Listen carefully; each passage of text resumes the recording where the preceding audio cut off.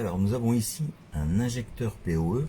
Alors pour ceux qui ne connaissent pas, le PoE c'est le Power over Ethernet, c'est-à-dire que avec seulement un câble réseau, vous pouvez alimenter des périphériques qui n'auront pas besoin d'une source électrique. L'électricité sera transportée directement par le câble data réseau.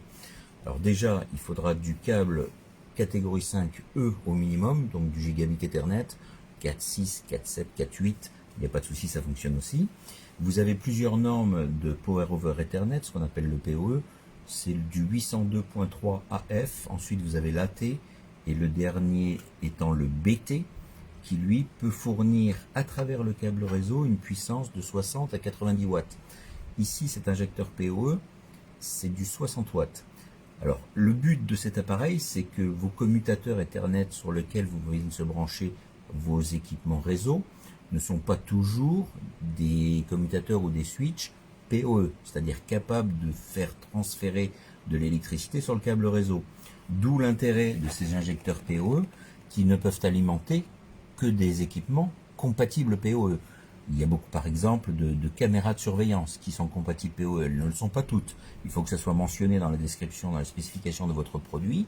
Mais quand ça l'est, si vous avez un switch qui n'est pas compatible PoE, grâce à cet appareil, vous pourrez l'alimenter. En fait, c'est moins cher qu'un équipement réseau, qu'un switch, un commutateur réseau. Et le but est simplement d'intercaler ça dans votre réseau. C'est-à-dire que votre switch, au lieu d'aller directement le câble réseau vers votre caméra, vous allez venir de votre switch et vous brancher sur le port d'entrée. D'accord?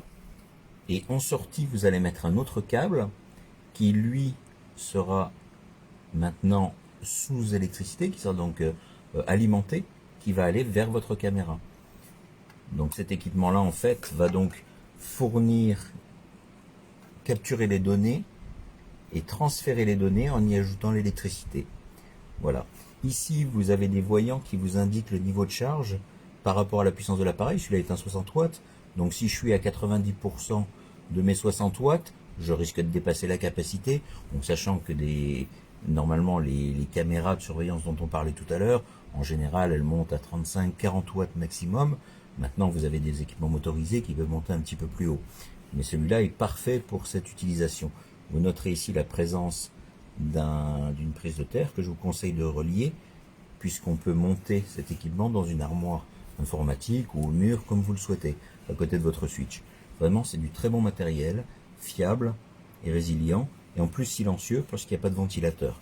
Il est refroidi par son boîtier en fait. Donc très bon équipement.